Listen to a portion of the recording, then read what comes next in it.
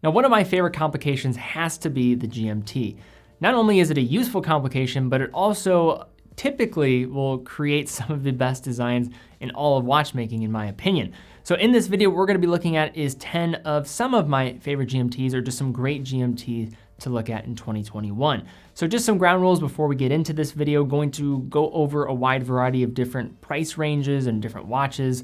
So just kind of keep that in mind. It's going to be mostly in ascending order, but not completely. Also, we're only gonna be looking at mechanical watches in this video, so no quartz watches. And then finally, no micro brands, just to keep this one a little bit more dialed in. You can mention plenty of brands when looking at, say, Laurier, Baltic, or say Manta as an example of creating some great GMT options, and that's only just scratching the surface. I just didn't want this video to get so long. A couple other things to call out if you guys want even more watches covered in this context. Have a complete blog on some of the best pilot watches, which will have a lot of aviation undertones, and will also bring in some other just variety of pilot watches outside of just the complication of GMT. So check that out. It's a pretty long, in-depth list. And then also watch consultations on teddybaldassarre.com. If you have a question about any watch that we have for sale, book some time, ask some questions. We have a dedicated watch specialist that will be able to help you, but mostly they're just watch nerds trying to help out other watch nerds make the best purchase possible. So definitely take advantage, don't be shy. So first up, we're gonna be looking at an underrated watch from Tiso with the Tiso Shimande Torel. Now this is a watch that probably most people don't consider when looking at Tiso in general. I would say of this group here today is going to be more of a dress-oriented GMT, if maybe just lack of a better term. It has a traditional approach with the Tiso layout, kind of multi-texturized types of dial environments as well, with the outer track featuring more of a guilloche style or S-style dial. Of course, that's gonna be not gonna be traditional guilloche and how it's gonna be executed, more of a pressing type of format and how that's gonna be done. But does feature a GMT hand, clean format, nice legibility, is gonna be on the larger side, but you're getting some really nice performance out of here with that 80-hour power reserve movement, and should give you a lot of peace of mind sometimes when setting an additional hand. That does create the sometimes challenge of having a really limiting power reserve. So having 80 hours here and not having to set that GMT hand every time, as well as those other 3 hands, that does make it even more useful. Now, next up, we have the Glycine Airman. And I am not entirely sure what is going on with production with Glycine, but they definitely make some great watches. I don't know if the Glycine Airman is gonna continue to be such a top priority for them, just given that I'm seeing it harder to get your hands on these. They just seem to be sold out everywhere, but still a great watch to mention here, and a historically significant watch as well when talking about the progression of pilot watches and then ultimately GMTs. Now, the original Glycine Airman was really the first watch with a 24-hour scale with a rotating bezel. Now it's really adapted into a lot of different modern iterations, now featuring some with GMT hands as well. So you have a variety of different options to go for, different case sizes, also getting Swiss movements inside, so you get a lot of peace of mind and reliability there. But the Glycine Airman, in terms of its design and what it was able to really bring forth in the early 1950s, one of the most influential and overlooked watches probably of all time. I don't think that's that bold of a take to make about this watch, and you can get these for typically good prices under $1,000, and that makes it, I think, a very good value and historically relevant watch to own as well.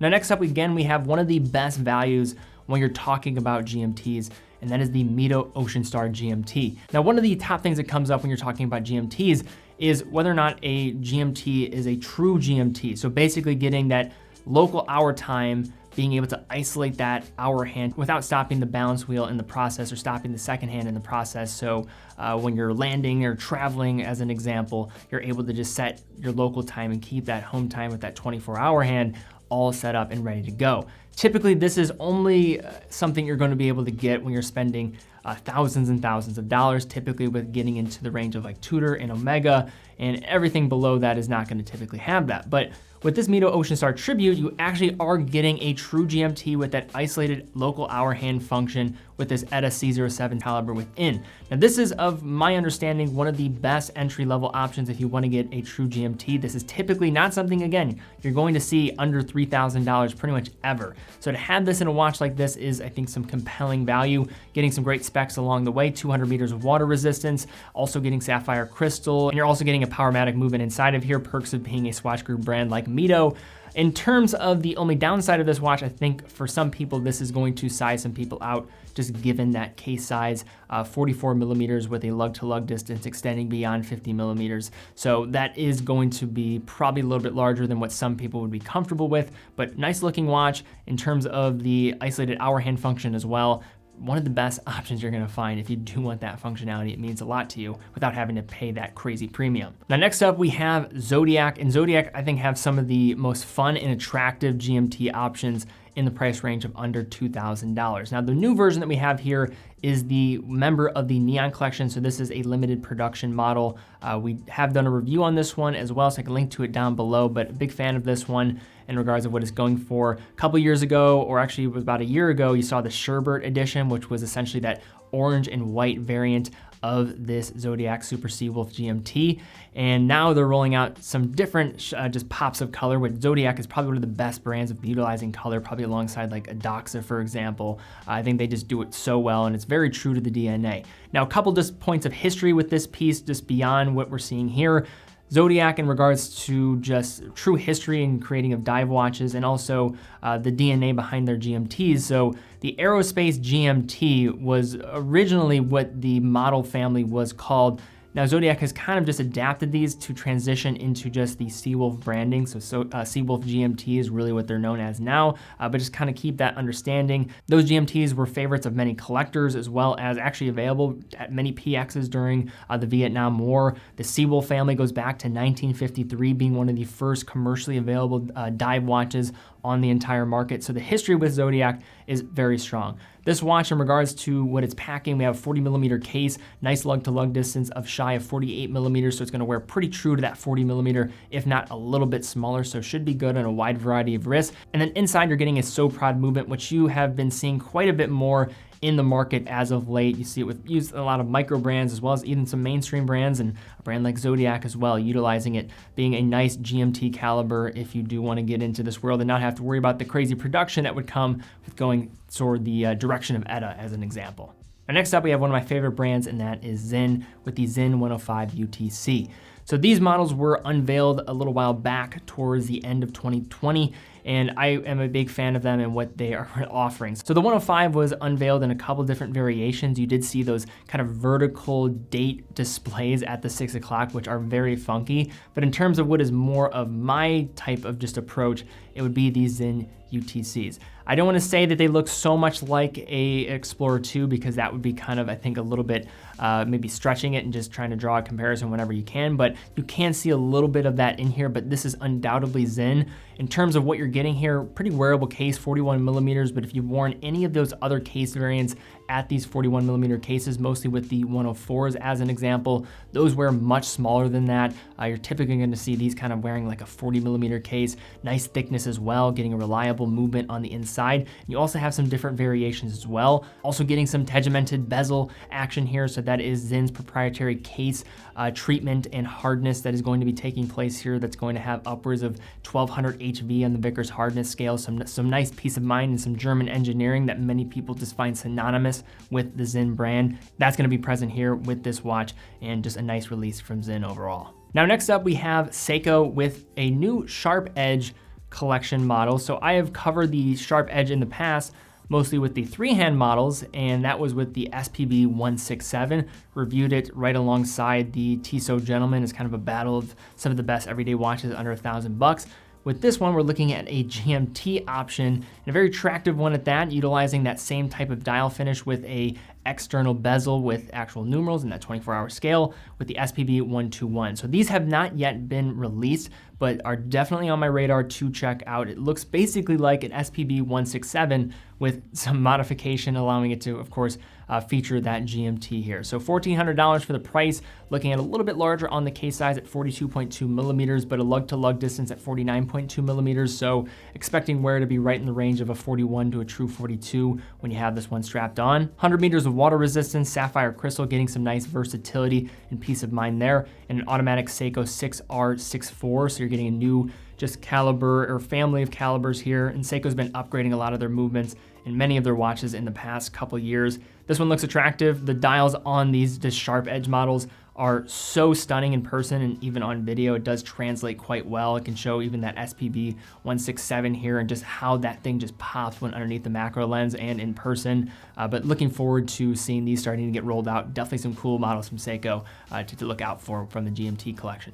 Now, with all the buzz around Aorus and the caliber 400s, there have been some watches that I think have fallen through the cracks a little bit and maybe not getting the amount of appreciation that they deserve. And one of those is probably the Aorus Whale Shark Limited Edition. Now, this is a dial that is not going to be for everybody in terms of what it's going for. You could probably mention any Aorus Aquis in regards to these different GMT options that they have just rolled out over the last several years. I think many of them are some really cool options in the range.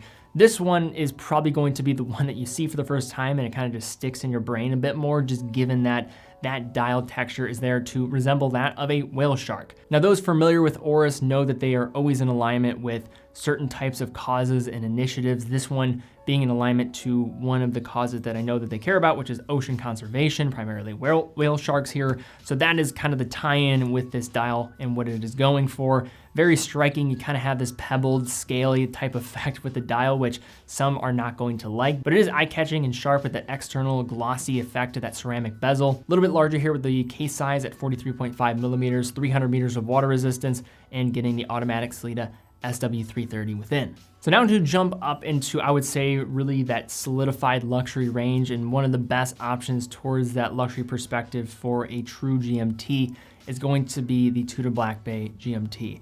When this thing was first unveiled, it kind of broke the watch internet in a way, because so many people, I think, were looking at GMT Master 2s and wanting to get them. This was right when supply was starting to get a bit more difficult, or increasingly difficult to just get a hold of.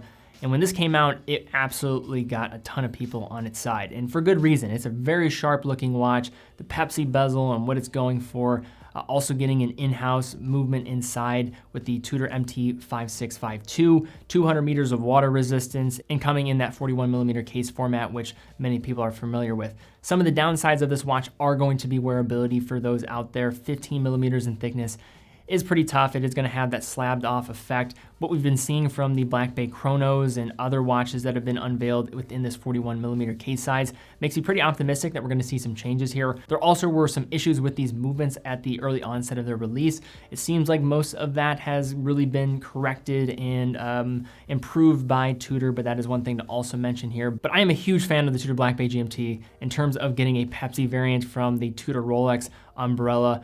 This is just a very attractive looking watch. Now, since we looked at Tudor, we probably should also mention the other obvious option here, and that is the Rolex GMT Master 2, or just the Rolex GMT Master if you are somebody that just likes any of these models in the entire just catalog history of this line family. In terms of the modern references, there was kind of a very subtle availability that was made known of the new Oyster bracelets now being available with some of the other GMT Master 2s after the Jubilees were really kind of the stars of the show. For my own personal wearing experience, I just absolutely adore these things on the Jubilee style bracelet. I think it just works with this just format and just traditional look. This is personally my favorite modern watch that Rolex makes, these Rolex GMT Master 2s.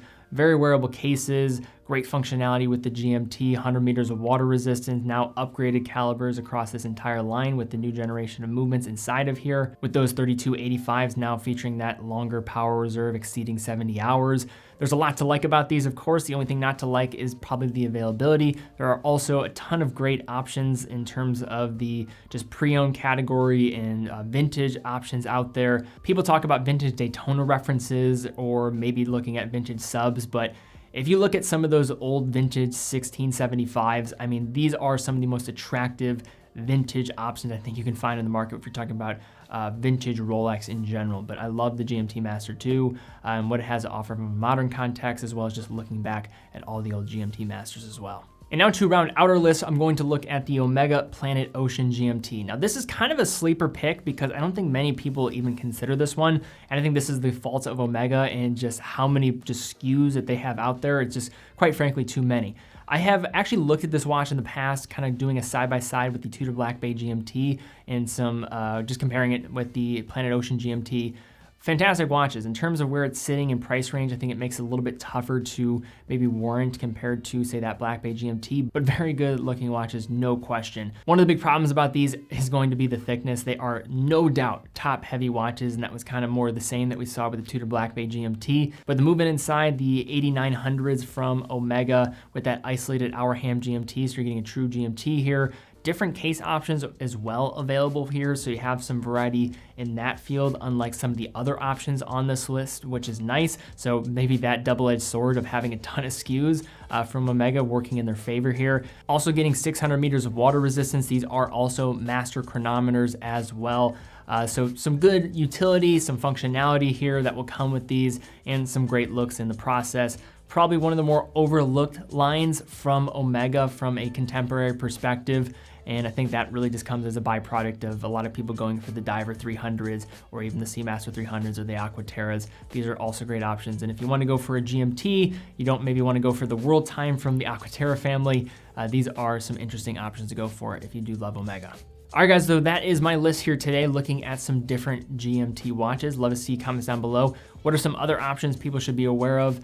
This list could get really long, but I wanted to limit it to 10 options here, but please do leave comments down below. Also, if you have enjoyed this video, thumbs up, subscribe, and hit the bell icon. Really would appreciate that, as it does help out the channel quite a bit. Also, definitely take advantage of that watch consultation feature on teddybaldassarre.com. Then also check out that blog article down below looking at pilot watches. If you want just some different things like world times, Fliegers, and things of that sort, you want to expand beyond just the horizons of GMTs, then you can go there and check it out. But guys, thank you again so much for watching. Be well, and I will see you all very soon.